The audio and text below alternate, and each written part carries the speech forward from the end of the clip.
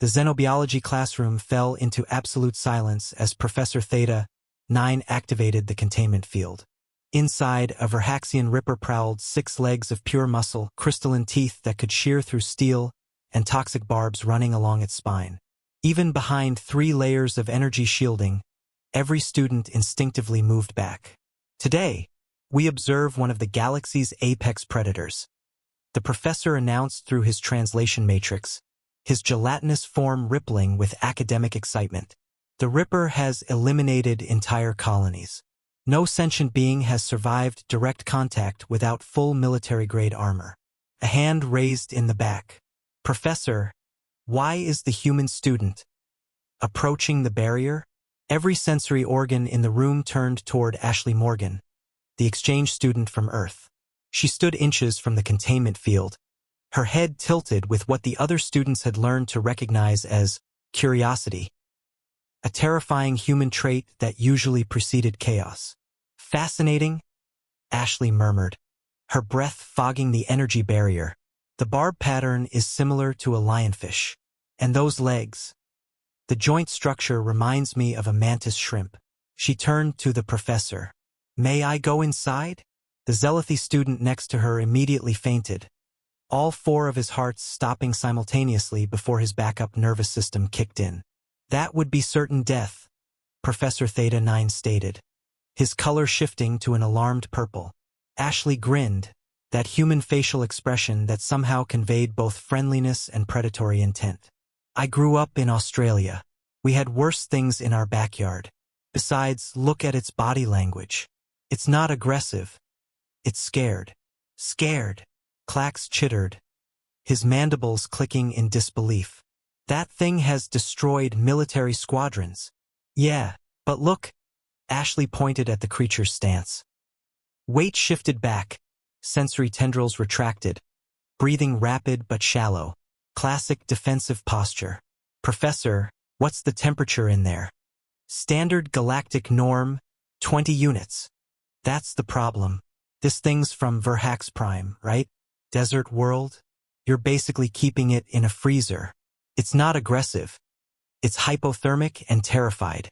Before anyone could stop her, Ashley had somehow bypassed 3 layers of security protocols.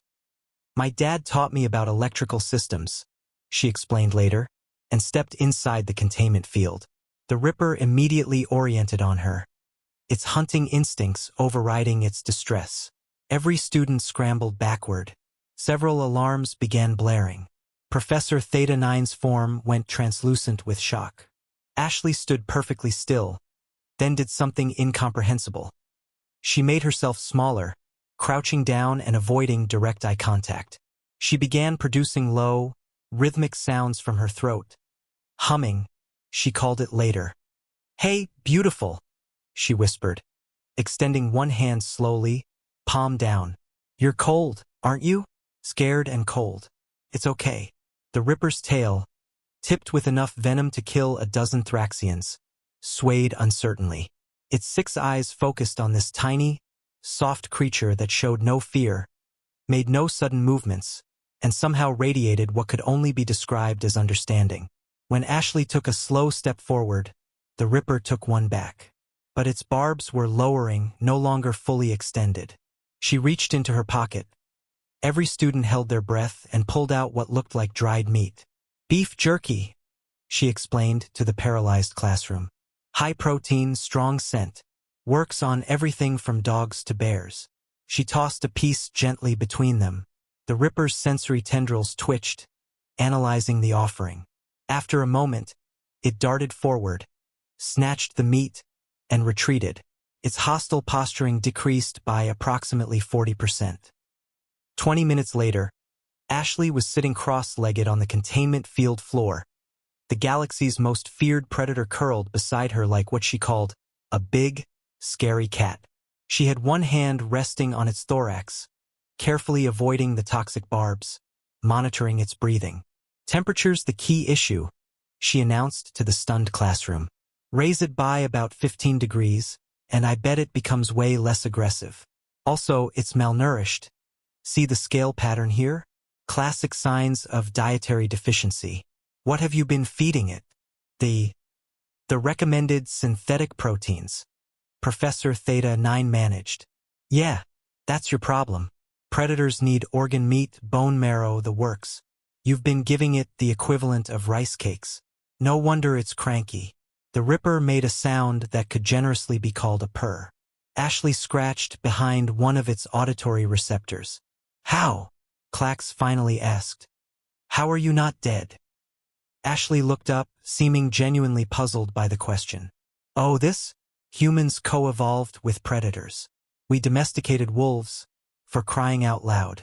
The secret isn't being the biggest or strongest. It's understanding body language, respecting boundaries, and sometimes, she pulled out another piece of jerky, which the Ripper accepted delicately from her hand. Having snacks. Professor Theta 9's report to the Xenobiology department was brief. Recommend all dangerous specimen handling be transferred to human staff immediately. They appear to have a suicide prevention deficit that manifests as an inexplicable ability to befriend anything with teeth. The addendum, added after Ashley had somehow taught the Ripper to play fetch, simply read, "The humans call this Disney Princess Syndrome. I am too afraid to ask for elaboration."